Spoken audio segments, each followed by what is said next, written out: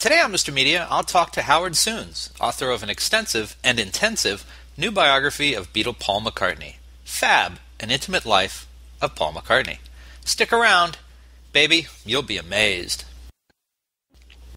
Hey, did you know that you can listen to the latest Mr. Media on your phone with the Stitcher app?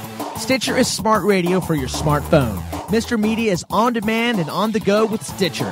Download Stitcher for your phone today. Get the free download at Stitcher.com. That's STITCHER.com. So much media, so little time. Who keeps track of it all? That would be me. This is Bob Andelman, and this is the Mr. Media Interview. You know, MrMedia.com, MRmedia.com. Stop by and check it out. There are nearly 700 archived celebrity interviews for your listening pleasure. The show is brought to you today by thepartyauthority.us. Planning a wedding, mitzvah, or corporate event? For any and all occasions, call the Party Authority nationwide at 1-800-DIAL-DJs. That's 1-800-342-5357, where one call does it all. Mr. Media is recorded live before a studio audience of people who only think they saw the Beatles at Shea Stadium in the new media capital of the world, St. Petersburg, Florida. Howard Sounes won't deny that there have been an awful lot of books about the Beatles and Paul McCartney, but that didn't give him pause. He just researched and wrote one of the best. This massive 634-page biography covers so much time and detail that frankly I wasn't sure I could read all of it in a timely manner and still conduct an interview in this calendar year. So I proposed a compromise. Let's just talk about the second half of the book. Linda Eastman McCartney, the Wings years, the infighting among the ex-Beatles, John Lennon's death, Linda's death, George Harrison's death, his marriage and divorce to Heather Mills, and so on. This part of the book is plenty rich and, I think, a little less known and understood than the Beatles years, which have been examined and analyzed beyond, just beyond. And then this morning, there was big news, big Beatles news, great timing for us, certainly great timing for Howard, that the Beatles have finally released their catalog to iTunes. So you'll be able to download any digital song legally of the Beatles that you want. So, joining me now, live on tape from London, England, is the author of Fab, Howard Sounes. Howard, welcome to Mr. Media. Thank you. So I got to start with this news about the Beatles and iTunes. Do you think it's a big deal? Well, I'm one of the few people in the Western world who doesn't have a mobile phone and has never used iTunes, so it means nothing to me, but I'm a dinosaur. Do you think, as an observer of the Beatles and Paul McCartney, do you think it will be a big deal? I mean, you talk a lot in the book, certainly in the second half of the book, about certain points in McCartney's career where something has happened that has created a surge of interest and a new surge of money, Beatles money. Do you think this will have that kind of effect? I'm sure it will, but I think when you're Paul McCartney and you've got $600 million in the bank, it's really irrelevant. I mean, he's been a millionaire since he was 25. He's got money to buy everything he wants and more. It becomes a complete abstract concept. The money pours in. It just comes in year after year from all sorts of reissues and DVDs, and every year there's some new gimmick that Apple come up with, and there's just a constant avalanche of money. There's more money than he knows what to do with. Now, you talk in the book about Anthology when that came out, which was there was video, there was a collection of all the great songs, and there was the number one collection. That brought in a big surge of money that I think, from what I remember reading, that was more intended to help George Harrison and Ringo Starr at that point, not necessarily to catch up to Paul, but to have more money, that they hadn't raked it in like he had over the years. No, Paul had been one of the principal earners in the Beatles because, of course, he was the co-writer of most of the songs, and Ringo and George weren't ever on that level with John and Paul. And also his post-Beatles career had been by far the most successful, and he had invested very shrewdly with the help of his wife's father and brother, the Eastmans, New York attorneys. He'd invested in song copyrights very successfully, and he bought property, and he'd just been very shrewd. And George Harrison, in contrast, had a patchy solo career, threw his money around on racing cars and movies and silly houses, and wound up not quite broke, but certainly looking for a few bob by the time the anthology came along. Do you think the availability of the Beatles catalog on iTunes for, let's say, for Ringo and for the estates of Harrison and Lennon will have a big impact? Well, I mean, they certainly. No, I think even to them now, I mean, there is so much money. There is so much money flowing through Apple into the Beatles' pockets, into the estates. I mean, it's always nice to have another $1 million, but if you've already got 100 million plus, which they would all have now, and Paul has many times that. I mean, to me, it seems irrelevant. I mean, you only need a certain amount of money in life. I mean, Paul McCartney's got 14 homes, for instance. I mean, how many homes do you need? It's a full-time job travelling between them. So, the iTunes money, I'm sure, is lovely. And you can't, as somebody once said, you can't be too thin, you can't be too rich. But I can't believe that it's a major issue in any of their lives. Now, having said that, though, from reading the book, I got the sense that Paul was never the spendthrift. That he and Linda, particularly when he was with her, they lived rather modestly. I mean, they had large estates, and they liked to, surround themselves with woods and keep them pristine. But he wasn't someone who spent a lot of money, really, it seemed, until he married Heather Mills. Yes, I mean, shrewd, I think, is the word. Yeah. Of course, the collapse of the Beatles was a financial mess, of course. I mean, he was a very rich man, but the Beatles was mired in all sorts of problems. There were debts to the taxman because of the whole Alan Klein fiasco. And I think that probably hurt him, and he hurt his ego, apart from anything else, that the greatest band in show business had sort of ended up in such a financial mess. And I think he certainly, in the 70s, with Linda's father and brother, he worked very hard to consolidate his affairs and to build an organization that was solid and reliable, and that so his income and his fortune would grow. But by the end of the 70s, I mean, he was so fabulously wealthy. I mean, for instance, he's got a farm just outside London. The farm is twice the size of Central Park in New York. And there are 14 homes. There are houses all over the world. He keeps $15,000 in petty cash, as we now know. He's got paintings by Monet and Picasso on the wall. It's a different life to almost everybody. It's a uniquely privileged and rich life. Well, let me ask you about the book, Howard. I myself have written 10 nonfiction books, usually about 300 pages each, working with business people, but it makes my head ache to think about the amount of work and time you put into Fab. Well, I mean, of course, the thing about Fab, the thing about a Paul McCartney book is that so much of the story is well known, is familiar, but it's still very important. You have to write the story of the Beatles. You have to address that story, and you have to do it properly. That's why it's such a large book. Half of the book is the Beatles story. That's 300 pages. And then, of course, there's all that's happened afterwards. That's 40 years of life, and that's why it's got to be double that size, 600 pages. And, of course, if you look at it coldly, it seems impossible and impossibly daunting. But the thing is, you just have to get stuck in, and you have to work every day. And I worked every day for 2.5 years or so. And at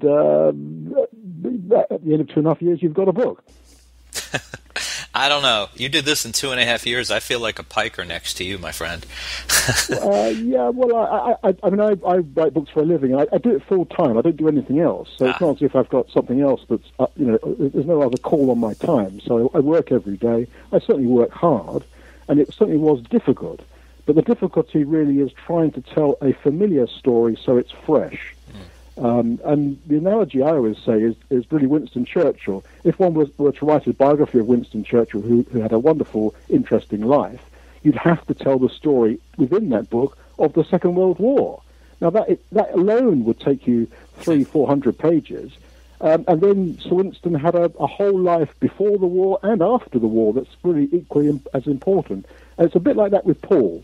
There's the Beatles story, which is huge, but there's a whole lot more besides. And that's quite difficult to actually pull off. Now, can you tell us a little bit about what drew you to the story of Paul McCartney's, as you put it, intimate life, and how you went about the business of bringing it all together and finding some fresh material? Well, I thought that previous books had got the balance wrong of the Beatles and after the Beatles. Most books about Paul are about Paul in the Beatles, and then authors run out of space or time or energy, and they try and rush through the 40 years after the Beatles in about 100 pages, and that seems to me to be a fundamental mistake. So I could redress that by getting the structure right. As to finding new material, I always interview very widely, and I try to get as much original material as I can. And so there is a frantic process for over a year or so of writing to people, phoning people up, traveling around the world, doing interviews. And the more interviews you do, the more you learn, and the more ideas you have, and you build up theories, and you build up sort of leads to new stories, and themes develop. And then hopefully when you sit down, you've got a kind of a fresh take on the subject. So that's really the process.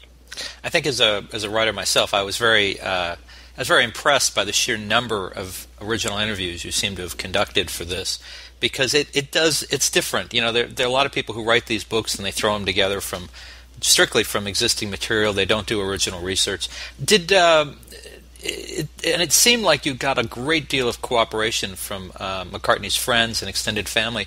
Were many of them looking to settle scores with Paul, or were they looking to set the record straight? You know, people, when you interview them for a book like this, there's something that they want out of it. What did these people want? Well, probably different motives. I don't really inquire too closely about people's motives. As long as they're telling me the truth, I don't feel I'm being lied to.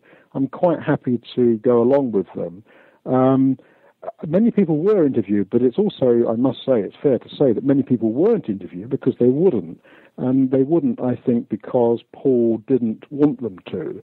And so quite a few people who ordinarily would have spoken to me, if I'd been doing another book, let's say, like my book about Bob Dylan, I found that certain avenues were cut off because I felt that he was interfering behind the scenes. So that was a problem. But nevertheless, you mustn't give up. You must be tough. You know, you can't just throw your hands in the air and say, oh, I can't do this. You just have to carry on. Be a bit more imaginative, perhaps. Find different people that haven't been found before, people who are a bit obscure, but nevertheless interesting. And you know, I think it worked, but it wasn't easy. Yeah, I suspected that you probably did not get cooperation from the estate. From what you just said, I guess that's true. Have you gotten any response? And I'm sorry, estate is not what I meant to say. That implies that the man is deceased. But McCartney and his company, have you had any response since the book's been available in review? No, and I wouldn't expect to. I wouldn't expect to hear from him. I don't know. You know, you reference, I think, a few times in the book where things in the media he has responded to, or things have upset him, or... Yeah, I mean, yes, it's pretty... yes, well, I mean, I think if he was really outraged or upset, he might say something, but he certainly hasn't to me. It seems like I tell people who are thinking about, you know, whether to buy the book or not, it seems like a very even-handed book. I mean, it's a warts and all story. You know, I mean, Paul, like any of us, has his problems and his faults, and you write about them. But I found it to be a very fair presentation of the life of a man who's very public and has made some very public. Has done some great things in the public, and has done some, you know, probably some stupid things in the public. Yes, well, thank you. I hope that is the case. I mean, some people, I think, get the impression that because it's unauthorized and because it is critical in places, that it's a negative book, that it's some kind of character assassination. But that isn't the case at all. I mean, my motives are professional. I'm independent. I mean, I don't I'm not pro Paul McCartney or anti Paul McCartney. I mean, on balance, actually, I admire the man, and I certainly like a great deal of the music. But the point is that what one is trying to do is tell a true story and a rounded story to try so that the subject of the biography, Sir Paul, emerges as a real person. And of course, real people are complicated. And somebody as successful and famous as Sir Paul is very complicated. It's a long, rich, it's a long and winding road, his life, more than most people. And so there is good and bad. But it isn't. I'm not in the tradition of Albert Goldman or Kitty Kelly. I'm not trying to reveal Paul McCartney to be a monster. I don't feel that at all. I just feel that he isn't necessarily the simple, smiling guy with the peace sign in a magazine. He's a more complicated man than that. You don't get to be Sir Paul McCartney, probably one of the handful of most famous show business people in the world today, by being a kind of guileless simpleton. I mean, he's far from being that. Absolutely. Let's take a quick break. This is Bob Andelman, and you're listening to the Mr. Media radio interview with pop music historian Howard Sounes, author of Fab, An Intimate Life of Paul McCartney. And we'll be right back. This is a public disservice message from the National Lampoon Radio Hour. Don't waste your evenings doing volunteer work at your local mental hospital. Remember, even if you do, the crazy people there will probably think you didn't. All right, this is Bob Andelman, and you're listening to the Mr. Media radio interview with pop music historian Howard Sounes, author of Fab, An Intimate Life of Paul McCartney.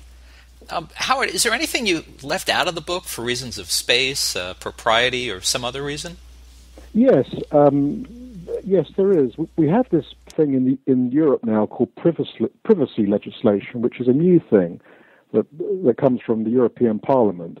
And really, it's a great hindrance to a biographer or a journalist, because it basically means that legislation means that certain areas of people's lives are no longer apparently fair comment, or they're no longer in the public domain. Now, years ago, this was never the case. No one ever worried about privacy with public figures. If you're a public figure, it was taken for granted that you could be discussed in all aspects of your life. But there is this creeping legislation in Europe, and this book that is published in the States is also published all over the world and was originated in Europe. And so, as a result, there were things that I would like to have been in the book about family matters, let's say, that lawyers took out because they said, Howard, don't forget privacy. And that, frankly, that drives me crackers, because I think it's crazy legislation. Well, it's interesting that you say that. I know over here the British press has kind of a reputation for going overboard with people's lives, and not to say that the American press has not, with TMZ and all that kind of thing. But I guess I wasn't terribly surprised by that legislation. I'm rather dumbfounded by it. I mean, it's getting worse and worse, and it's been happening over the past few years, and I'm not quite sure where it's going to end. But the effect of it is that it muzzles journalism, and it muzzles biography, because, of course, biography, by its the whole point of biography is to tell the life of a human being, a real person, and if they're alive. I mean, even if they're dead, you've got a problem, because, of course, there are many more people in the biography than the subject. There are all his family and friends and associates, and any of them can start complaining these days about privacy. You're invading my privacy, which to me seems like nonsense. And it's a weasel. These are weasel words. It's a way of hiding the truth often. So. That is a problem, I think, for people like myself. Now, with regard to Heather Mills, you certainly got in an awful lot of material about her, but I guess that was thanks to court documents. Yes, it was primarily. Very, very unusually, most divorces are held in private in the UK, and the judge in the McCartney-Mills divorce, he decided to publish the judgment, which is a remarkable document, very long, very detailed, includes all sorts of detail, not only about the marriage, but about Paul's life, his fortune, his businesses, and his property interests, and his security, and all sorts of things. And that's a fascinating amount of information for a biographer. And of course, although some of it's been, or much of it has been in the press, it's a different thing to take it and shape it into a book, because of course you have more space in a book and you can explore the nuances. And I'm sure there are quite a few details in the judgment that are in the book that people would have not quite understood the full importance of. And Heather Mills is revealed by the facts for what she is, really. I mean, I quite admire her in a way, but I'm sure she's not widely liked. She's a gift to biographers, isn't she? Well, yes, she is. She's a great character. I mean, you're quite right. I mean, as a biographer, you want interesting people to write about, and she's a very interesting woman and a very strong character, actually. Let me ask you about the three primary women in Paul McCartney's life, excluding his children. I tend not to want to talk about children, but his mother, his much beloved mother, who could bring him to tears just the thought of or conversation with her. His first wife, Linda McCartney, and his second, Heather Mills McCartney. Can you point to any characteristics that perhaps they all shared? Is there a commonality there? Well, I'd have a different selection. I mean, I'd leave the mother out of it. Mother died when he was 14, and he's very sentimental about his mother. But apart from the mother, the three key women in his life are his Beatles girlfriend, Jane Asher, Linda, and Heather, the second wife. Mm-hmm. And I think they do have a common. They do have things in common. Principally, they are, although very different, they are all very strong characters, very strong personalities. And I think, and the Beatles have tended to marry strong women. I say in the book, I just said a few minutes ago that I didn't see Paul as a monster, but in a sense he is a monster. The Beatles are monsters. In the sense, what I mean is they're so rich and famous and powerful that inevitably they're rather daunting. They are rather monstrous. They are larger than life. And most people are rather scared of them and rather wary of them in business, let's say. And in the music business. And I think only the very strongest personalities, people like Heather Mills and Linda McCartney, are able to cut through that nonsense and actually sort of make a contact with somebody so imposing. And of course, Yoko's a very strong character. George's wife, Olivia, they're all strong women. Well, before we run out of time, I have to ask you about Wings, Paul's post-Beatles band, for those of you born after 1980. Do they deserve more respect than they get, and do you think that they ever will get more respect? No, I mean, I think really they're rather overrated. I mean, they're more popular. They've always been more popular in the States than in the UK, mm-hmm. And they did very well in the 70s. I think it fitted in with the times, really. Had lots of FM hits, didn't they, in the 70s? Wings. Oh, sure. They didn't in the UK, where they were always viewed with much more suspicion. I think there are some good songs there, and certainly there's enough tracks to make a greatest hits album or to liven up a concert. But if you listen to all of those albums back to back and you listen to them with some critical judgment, there's an awful lot of mediocre material there. Interesting. But I have to say, having listened to a lot of John Lennon's solo material, there was a lot of mediocre material there too. I mean, it's an interesting, to me anyway, it's interesting to me that these two really were halves to a whole. Put them together, amazing things happen. On their own, a little more hit and miss, a little more of the chemistry that's common to other musicians, where they might go a longer time without a hit.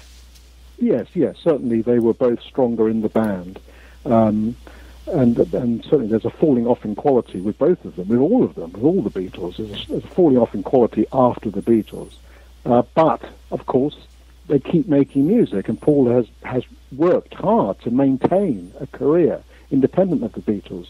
And so he keeps putting records out. And if he does that, you have to listen to them and make a judgment about them. And they shouldn't just be given a free pass because, he was so great in the Beatles, therefore everything he did is great. That's just not the case. There is some good work, some overlooked albums, I think. but there's an awful lot of mediocre stuff as well. For myself, I was glad to see you mention Run Devil Run. I thought that was very good. I really liked that one. Yeah, I like Memory Almost Full and Flaming Pie, and the second Fireman album, Rushes. I mean, there's plenty of good albums, but there's some pretty rotten albums like Venus and Mars and Press to Play and Wildlife, and even the very best albums like Ram and Band on the Run. I don't really think they're solid gold classics. They're not all-time classics like Abbey Road or the White Album. They're not quite as good as that. In fact, they're not nearly as good as that, to be honest. Well, we've about run out of time, and folks, I want to let you know you can find biographer Howard Sounes' new book, Fab, An Intimate Life of Paul McCartney, at great bookstores everywhere, United States and around the world, or order it right now at a great price at mrmedia.com, mrmedia.com. So does a guy who does not carry a mobile phone use Facebook or Twitter? Can people find you in those places? No, you've got to be joking. I've got a website, but if people want a website, but books are the thing, aren't they? Buy a book, read it in bed, curl up with your loved one and read a book. I mean, all this Twitter stuff makes me want to puke. Well, now I know how you had enough free time to do a book like this in 2.5 years. No mobile phone interruptions, no Twitter, and no Facebook. And I still play vinyl records. Oh, you're a scary dude, Howard. Yeah, I'm still. I live in the past. Well, I live in England. You know, we're about 20 years behind the rest of you people. Well, listen, Howard Sounes, thank you so much for joining us on Mr. Media today. And folks, for more original interviews with your favorite musicians and music journalists, you can surf over to our main website, mrmedia.com, mrmedia.com. And subscribe to Mr. Media on iTunes, and you'll never miss a show. Just search Mr. Media Interviews from within iTunes and subscribe for free. If you've got an idea for a guest, a comment on today's show, or would like to advertise on Mr. Media Radio, email me directly at bob@mrmedia.com, mrmedia.com. You can also follow me, maybe not Howard, but you can follow me on Facebook or on Twitter, twitter.com/Andelman, or on Facebook, just search Mr. Media Interviews. Thanks so much for joining us today. I really appreciate you sharing a piece of your day with Mr. Media. Thanks for listening.